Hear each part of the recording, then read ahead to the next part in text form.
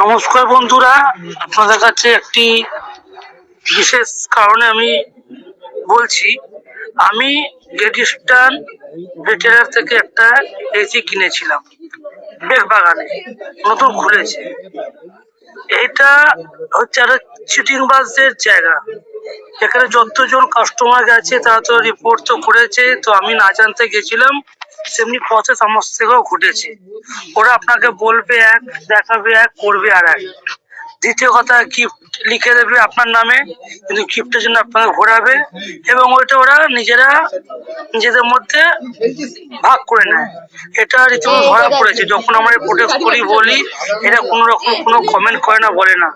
আমাকে বলেছে মিষ্টি বিশু, আমাকে লাস্টে দিয়েছে হিটাচি কোম্পানি, মানে নানান রকম ওখানে এদের চিটিংবাজি কারবার চলছে। এই জন্য বলছি বন্ধুরা, আপনারা বেগবাগান গ্রেডিস্টান রিটেইলে দয়া করে কেউ যাবেন না, ওটা চিটিংবাজদের আতুর ঘর। নমস্কার।